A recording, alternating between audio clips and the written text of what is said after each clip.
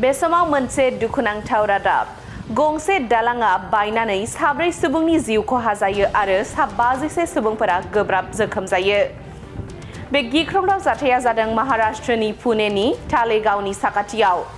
नंगौ, थांनाय 15 जुन खालि बेलासिनि 3:15 समाव महाराष्ट्रनि पुनेनि तालेगावनि साखाथियाव थानाय इन्द्रायणी दैमानि सायाव थानाय गंसे दालाङा हरखाबै बायदोंमोन। मिथिनो मोननाय बादिब्ला बे जाथायाव साब्रै सुबुङा दुखुनांथावै जिउ खहा जायो आरो 52 सुबुंफोरा गोब्राबै जोखोम जायो। जिउ गोमानाय सुबुंफोरनि सिनायथिखौ चंद्रकांत साल्वे, रहित माने आरो विहान माने होननानै सुलुङा फोरमायदों। नाथाय बेनि गेजेराव सासे सुबुंनि सिनायथिखौ दासिमबो मिथिनाय जायाखै। सुलुङा फोरमायनाय बादिब्ला इन्द्रायणी दैमानि सायाव थानाय लहानि दालाङा 32 बोसोर गोजाम जाबाय।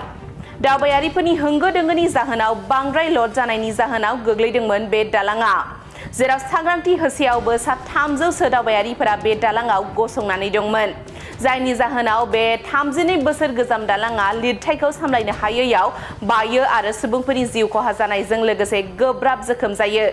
मख'नो गोनांदि बे गुसेब दालांखौ आबादारिफोरनि थांलाय फैलायनि थाखाय बानायनाय जादोंमोन, नाथाय दालांनि सायाव थानायखौ पुलिस आरो जायगायारि सुबुंफोरा सांग्रांथि होदोंब्लाबो 250 निफ्राय 300 दावबायारिफोरा खेबसेयावनो दालां सायाव दंमोन, जायनि जाहोनाव बे दालाङा बांद्राय लिरथायनि जाहोनाव गोग्लैदोंमोन।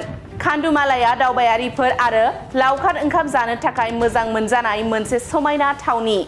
बावैसो सानफोराव गोबां अखा हानायनि जाहोनाव दैमानि दैयाबो देरदोंमोन आरो दैनि बोहैनाय गोख्रैथियाबो गोबारै सोलिदोंमोन।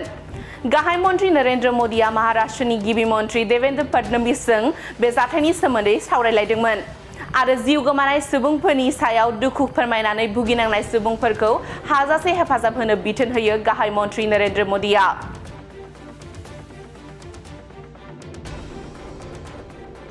এটা ভাল ঘোষণা। বঙাইগাঁও মেডিটেক এলাইট হেল্থ ইনষ্টিটিউটৰ 2025 আৰু 26 বছৰৰ DMLT laboratory technician, x-ray and imaging technician, ECG technician, pharmacy assistant, dental hygienist, emergency technician আৰু নাৰ্ছিং কেয়াৰ এছিষ্টেণ্ট কোৰ্চৰ নামভৰ্তি কৰাটো এতিয়া চলি আছে। নামভৰ্তি কৰাৰ বিষয়ৰ বাবে জানিবলৈ ব্যক্তিসকলে 9395558676 নম্বৰত যোগাযোগ কৰিব পাৰিব। मोनसे गोजोनथाव फोसावथाय बङाइगाव मेडिटेक एलाइट हेल्थ इनस्टिट्यूटआव इंराजि बोसोर 2025-26 मायथाइनि थाखाय DMLT laboratory technician, x-ray and imaging technician, ECG technician, pharmacy assistant, dental hygienist, emergency technician आरो नार्सिं केयार एसिस्टेंट कोर्सनि मुं थिसननाया सोलिगासिनो दङ। मुं थिसननायनि सोमोन्दै सुलाद लानो थाखाय 9395558676 नाम्बाराव फोनांजाब खालामनो हागोन।